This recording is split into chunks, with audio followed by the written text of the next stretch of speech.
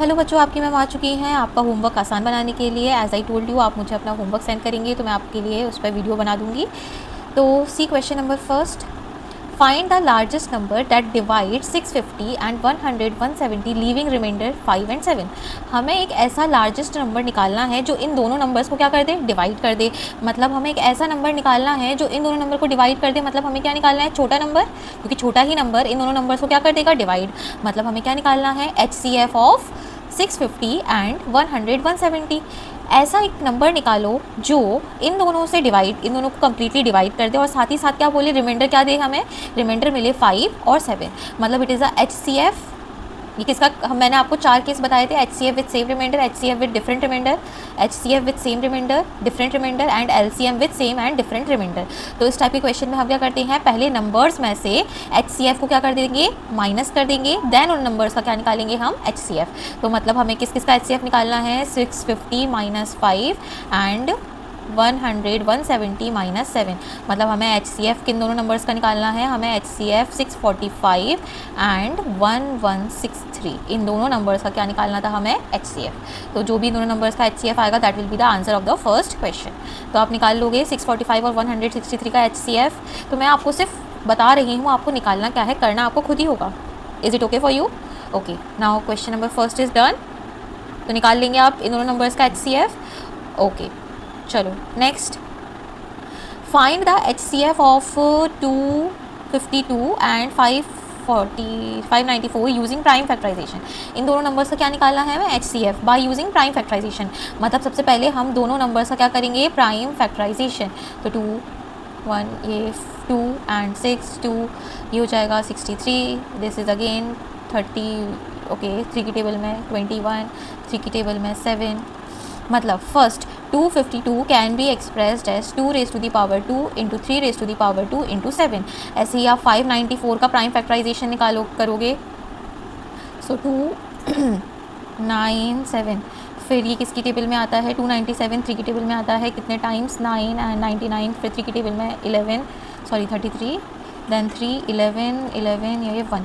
मतलब 594 का prime factorisation क्या हो जाएगा, 2 into 3 raise to the power 3 into 11। Okay, HCF में हम कैसी पावर लेते हैं, यस, लीस्ट कॉमन पावर। पहले फुल फॉर्म में क्या है, हाईएस्ट, बट हम क्या लेते हैं, लीस्ट पावर। तो 2 नंबर्स, पहले नंबर्स लिख लो, क्या क्या है, 2 3 7 और 11। ओके, इन दोनों में 2 की लीस्ट पावर क्या है, 1।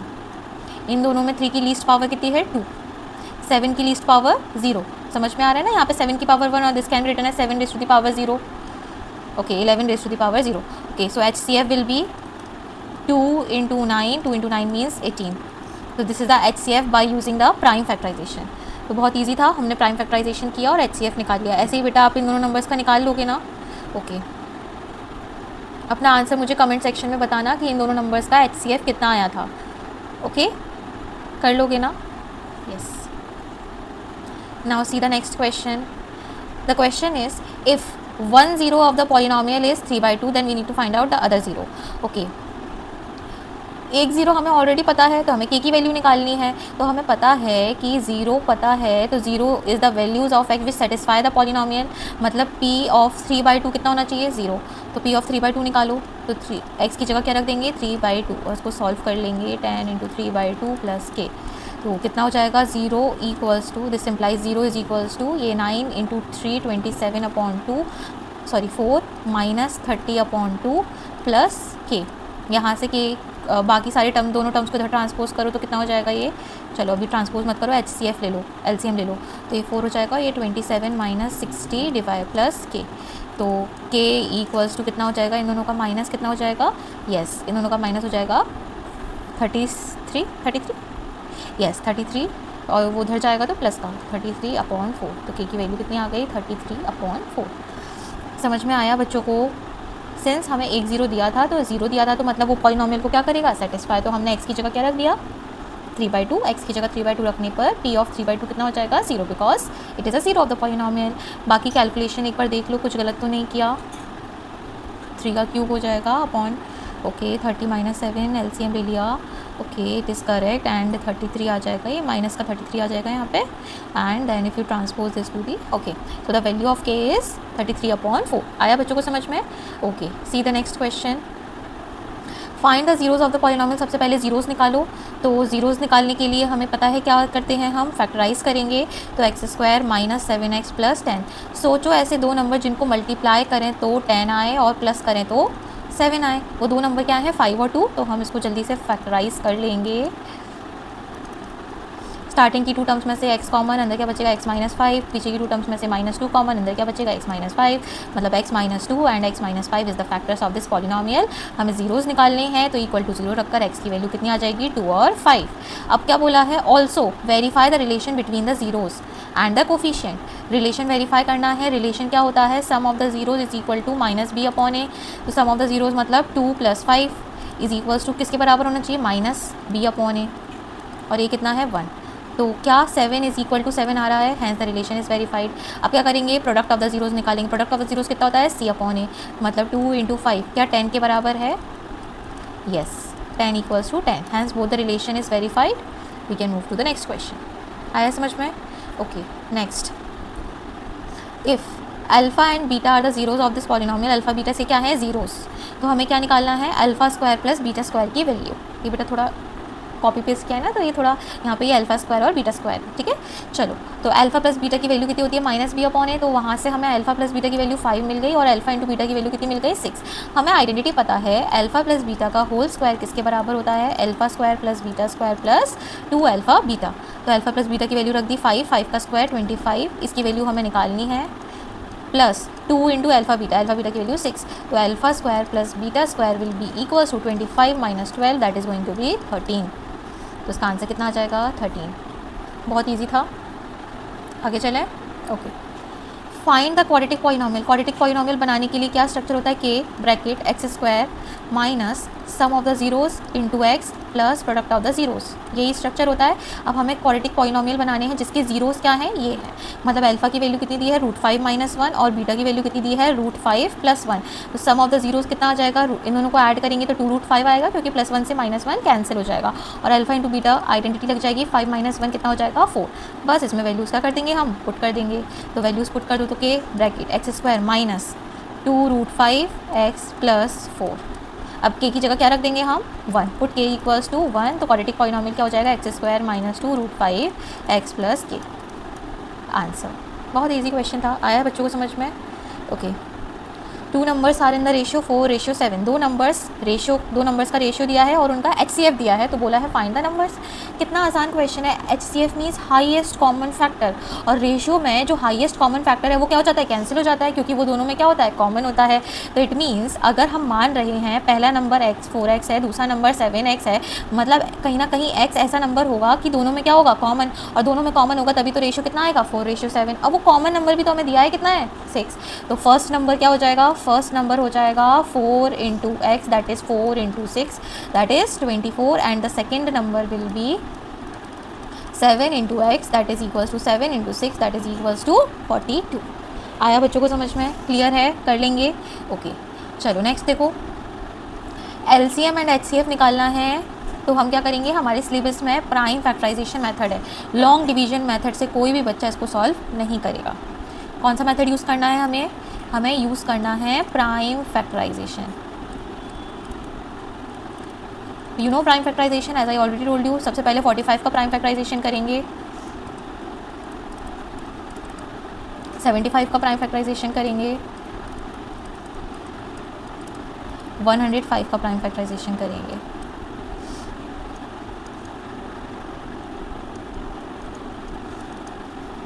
तो 45 कैन बी रिटर्न एज 3 की पावर 2 × 5 की power 1। Okay, 75 can be written as 3 raised to the power 1 × 5 raised to the power 2।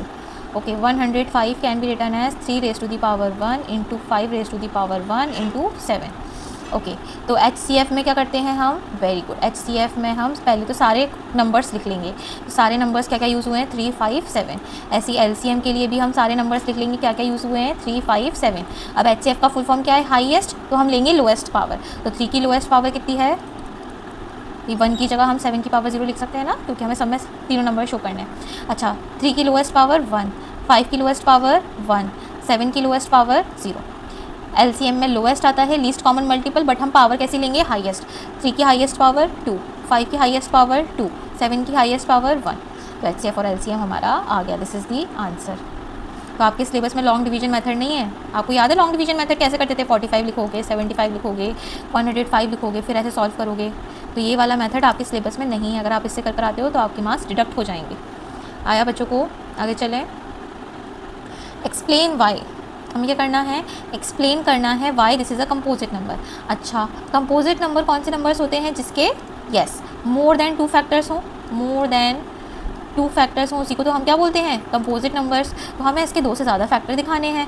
अच्छा, पहले नंबर क्या है हमारे पास? 6 × 8 × 10 × 12 + 12। अच्छा, 1 तो इसका फैक्टर हो ही गई। अच्छा देखो 1 × अच्छा मैं ये 2 नंबर है, इन दोनों नंबर्स में क्या 12 कॉमन है? हाँ है। 12 कॉमन ले लोगे तो अंदर क्या बचेगा? 6 × 8 × 10 + 1। देखो 3 फैक्टर दिखा देती हूँ मैं आपको। 3 फैक्टर दिख गए, मोर देन 2 फैक्टर मतलब 3 फैक्टर दिख गए, तो ये कंपोजिट हो जाएगा। यस, देखो एक फैक्टर ये 1, एक फैक्टर ये 12 और एक फैक्टर ये, तो more than 3 factor, more than 2 factor हो गए। तो मोर देन 2 फैक्टर मतलब number is composite, hence it has more than 2 factors, it means the number is composite number. कर लेंगे बच्चे, बहुत आसान क्वेश्चन था। यस चलो, ये बहुत इंपॉर्टेंट क्वेश्चन है। Prove that √3 is an irrational number. देखो मैंने इस पर एक शॉर्ट भी डाला है, आप वो भी देख सकते हो। उसमें मैंने आपको शायद से √3 प्रूफ करके बताया था, बट यहाँ पे √13 है बेटा। सारे ये नंबर्स एक जैसे ही प्रूफ होते हैं। कैसे प्रूफ करना है? हम इसको प्रूफ करेंगे बेटा कॉन्ट्राडिक्शन मेथड से। कौन से मेथड से? कॉन्ट्राडिक्शन मेथड से। What do you mean by contradiction method? देखो अब नंबर 2 ही टाइप के हो सकते हैं, या तो नंबर रैशनल होंगे या तो नंबर इर्रेशनल होंगे। तो हम इसको प्रूफ करेंगे कॉन्ट्राडिक्शन मेथड से। कॉन्ट्राडिक्शन मतलब मेथड क्या होता है? एक चीज़ मान के चलो और जो हमने माना है उसको ही हम क्या कर देंगे? गलत प्रूफ कर देंगे। तो उसके अलावा जो चीज़ होगी वो सही होगी। इस मेथड को हम क्या बोलते हैं? Contradiction method. इस मेथड को हम क्या बोलते हैं? Contradiction method. तो हम मान के तो चलेंगे कि ये नंबर रैशनल है और हम प्रूफ करके बता देंगे कि हमने जो माना था वो गलत माना था। तो अगर नंबर रैशनल नहीं है तो ये नंबर क्या होगा? Irrational number. इसी मेथड को हम क्या बोलते हैं? Contradiction method. जो हमने माना था वो हमने गलत माना था, तो उसके अलावा जो भी सही है वो हमारा क्या होगा? आंसर होगा। बात समझ में आ रही है? क्लियर है? तो हम मान लेंगे let √13 be a rational number. हम क्या मान लेते हैं? ये हमारा क्या है?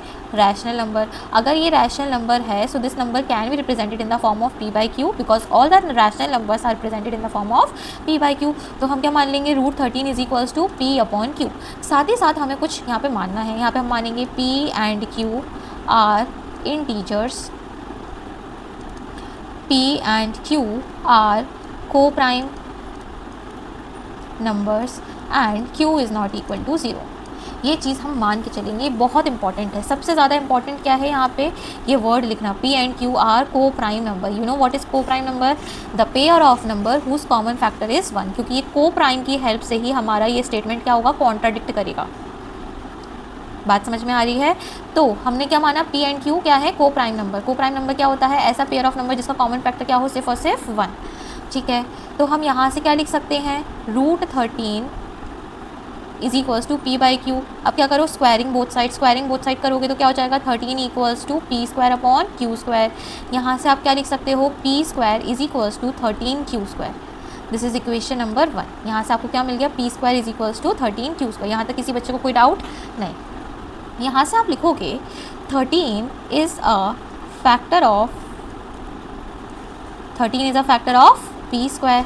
तो एक थ्योरम हमने पढ़ी है बट हमें उसका यूज़ करना है, no need to prove it, कि 13 अगर p² का फैक्टर है तो 13 is also a factor of p। ये एक थ्योरम होती है। तो 13 p का क्या है? फैक्टर। तो हम क्या लिख सकते हैं? p इक्वल्स टू 13r लिख सकते हैं क्योंकि 13 p का फैक्टर है, तो हम ऐसा भी लिख सकते हैं। Again we will do the squaring both side. If you do the squaring both side then it is equals to p² is equals to 169r²। This is equation number 2।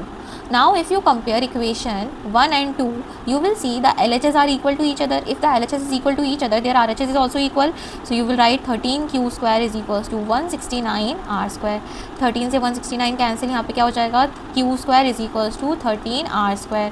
इसका मतलब again you can write 13 is a factor of q²। 13 is a factor of q²। This implies 13 is also a factor of q। 13 किसका factor है? q का। तो हम क्या लिख सकते हैं? क्या लिख सकते हैं, बस यहीं तक हमारा प्रूफ हो गया। देखो कैसे हमने पी और क्यू कैसे माने थे, को प्राइम नंबर, मतलब 1 के अलावा कोई भी इसका कॉमन फैक्टर नहीं होगा एक्सेप्ट 1। बट जब हमने प्रूफ किया तो हमें पता चला 13 तो पी का फैक्टर है, also 13 is also the factor of Q, तो मतलब 13 is a factor of P and Q. But हमने तो क्या माना था कि 13 सिर्फ और सिर्फ क्या, हमने क्या माना था, ये दोनों नंबर्स कैसे हैं, को प्राइम नंबर, मतलब दोनों का कॉमन फैक्टर क्या है, सिर्फ और सिर्फ 1। बट 1 के अलावा 13 भी कॉमन फैक्टर है, दिख रहा है, इससे मतलब हमारा अजम्पशन क्या हो गया, कॉन्ट्राडिक्ट हो गया, गलत हो गया, our assumption is wrong. This implies our assumption, contradict लिख सकते हैं और लिख सकते हैं आवर अजम्पशन इज रॉन्ग। तो हमने क्या अजम किया था कि ये रैशनल नंबर है, this implies root 13 is an irrational number. आया बच्चों को समझ में? तो ये मैंने इस पर शॉर्ट्स डाला है बेटा, आप वो भी देख सकते हो। Prove that, how to prove an rational number, the number is an irrational number, you can prove this. Okay, चलो नेक्स्ट देखो बेटा, अब मैं आपको जल्दी जल्दी करवा रही हूँ, तो आपको मैं सिर्फ तरीका बता रही हूँ, करना आपको खुद ही है, ठीक है। चलो यहाँ से आप अल्फा प्लस बीटा की वैल्यू लिख लोगे, कितनी आ जाएगी, alpha and beta are the zeros of this polynomial, तो अल्फा प्लस बीटा की वैल्यू कितनी हो जाएगी, -2, और अल्फा इंटू बीटा की वैल्यू कितनी आ जाएगी, -8। आपको क्या निकालना है, alpha cube plus beta cube, alpha cube plus beta cube की आपको आइडेंटिटी आनी चाहिए। क्या आइडेंटिटी होती है, alpha cube plus beta cube is equals to alpha plus beta bracket alpha square plus beta square minus alpha beta, ये identity होती है, ठीक है। इसके बाद आप क्या करोगे, इसको फिर से अच्छे से लिखोगे, ये alpha square plus beta square can be written as alpha plus beta का whole square minus 2 alpha beta, और एक माइनस अल्फा बीटा बाहर ऑलरेडी था, तो this can be written as alpha plus beta, बाहर अंदर क्या आ जाएगा, अल्फा प्लस बीटा का whole square minus 3 alpha beta. अब सारी वैल्यूज़ आप पुट कर दोगे तो you will get the correct answer. करके बताएं, चलो अल्फा प्लस बीटा की वैल्यू कितनी थी, -2, रख दो -2 ब्रैकेट, -2 का होल स्क्वायर कितना हो जाएगा 4 माइनस 3 अल्फा बीटा, तो माइनस माइनस प्लस हो जाएगा, तो 8 इंटू 3 24, तो ये कितना हो जाएगा, -2 into 28, it is going to be minus का 56, माइनस का 56 कर लोगे। चलो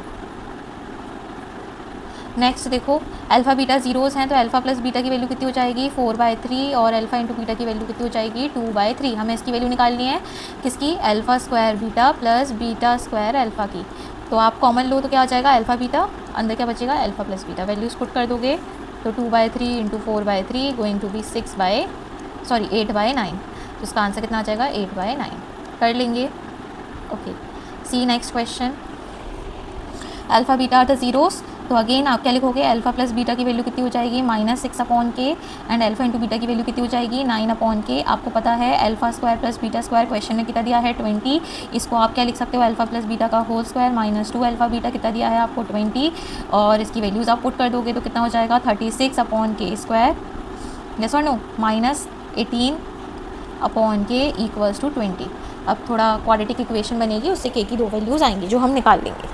निकाल लोगे बच्चों, यस, आगे चलें, यस। नेक्स्ट, 3 बेल हैं, जो पहली बेल हर 6 मिनट के बाद बजती है, दूसरी बेल हर 12 मिनट के बाद बजती है, और तीसरी बेल हर 18 मिनट के बाद बजती है। If all the 3 bells rang at 6 AM, तीनों बेल इकट्ठी 6 बजे बज चुकी हैं, 6 AM मतलब सुबह के 6 बजे बज चुकी हैं।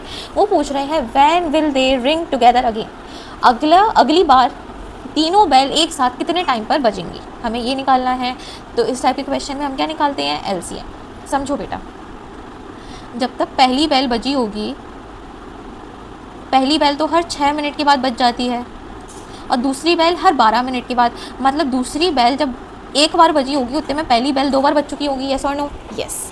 तो जब भी इस टाइप का क्वेश्चन आता है ना, तो ज़्यादा दिमाग लगाने की बात नहीं है, स्टेप टुगेदर, टोल टुगेदर, जब भी इस टाइप का क्वेश्चन आता है ना, तो हम क्या निकालते हैं, LCM।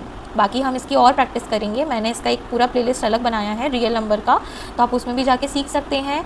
If you still have any doubt you can comment and ask, okay. तो उसमें हम क्या निकालेंगे, 6, 12 और 18 का LCM।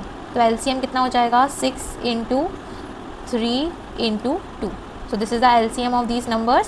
सो 36 मिनट्स बाद ये तीनों बेल्स एक साथ क्या करेंगी, टोल करेंगी। मतलब पहली बेल तब तक कितनी बार बज चुकी होगी, 6 बार बज चुकी होगी। फर्स्ट बेल कितनी बार बज चुकी होगी, 6 बार बज चुकी होगी। दूसरी बेल कितनी बार बज चुकी होगी, 3 बार बज चुकी होगी। और तीसरी बेल कितनी बार बज चुकी होगी, 2 बार बज चुकी होगी। बट ऐसा करने पर 36 मिनट बाद ये तीनों बेल एक दूसरे के साथ क्या करेंगे, टोल टुगेदर करेंगी। तो नेक्स्ट टाइम 6:36 AM पर क्या करेंगी, टोल करेंगी। नेक्स्ट, ओके, आया समझ में बच्चों को?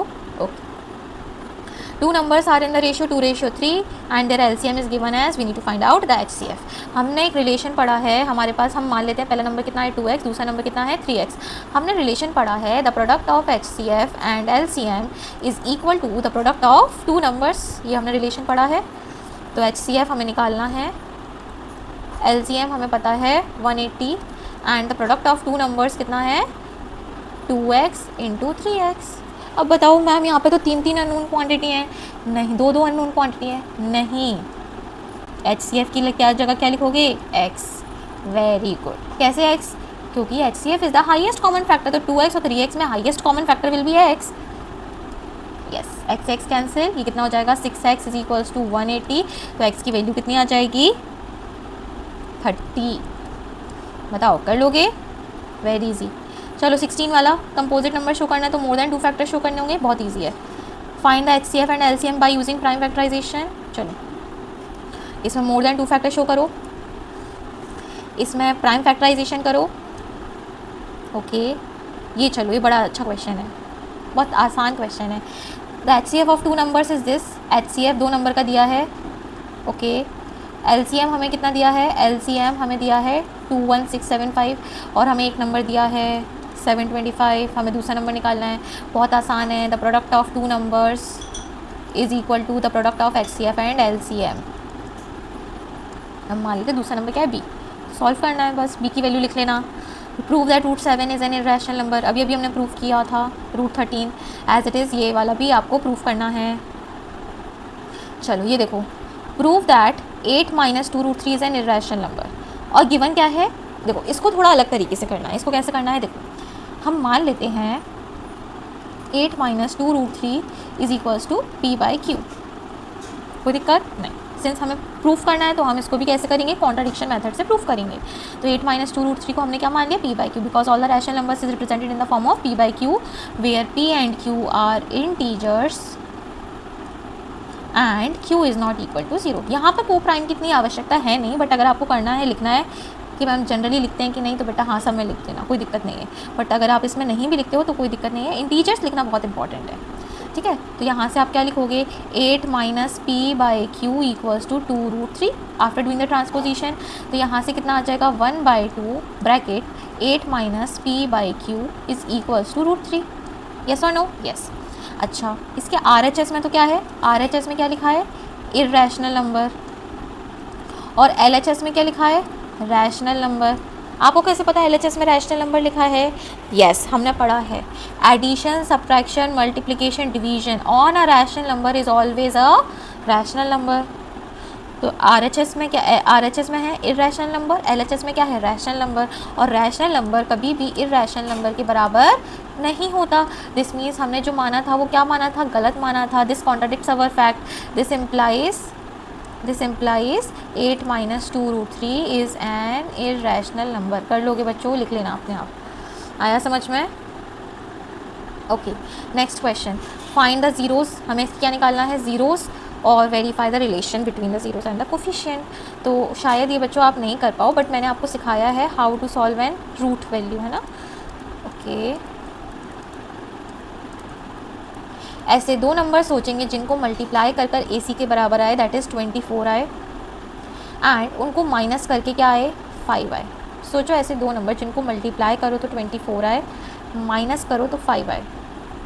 सोचे वो दो नंबर, बताओ क्या है।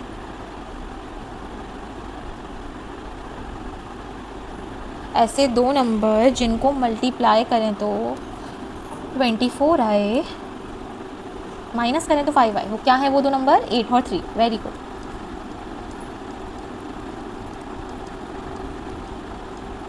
कॉमन लो स्टार्टिंग की टू टर्म्स में से क्या आ जाएगा, 4x, अंदर क्या बचेगा, √3x + 2।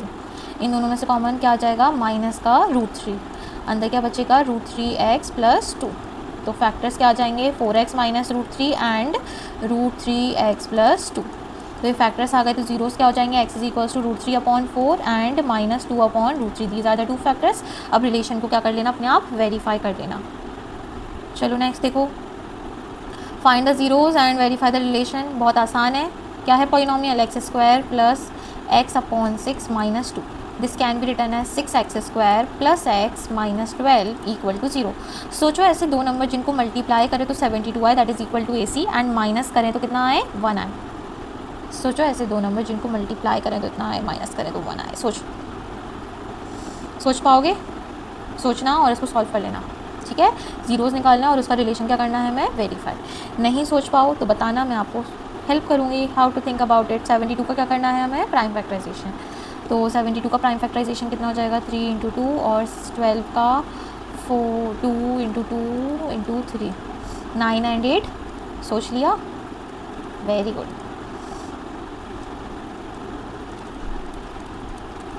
स्टार्टिंग की 2 टर्म्स में से 3x कॉमन, अंदर क्या बचेगा? 2x plus 3। पीछे की 2 टर्म्स में से -4 कॉमन, अंदर क्या बचेगा? 2x plus 3।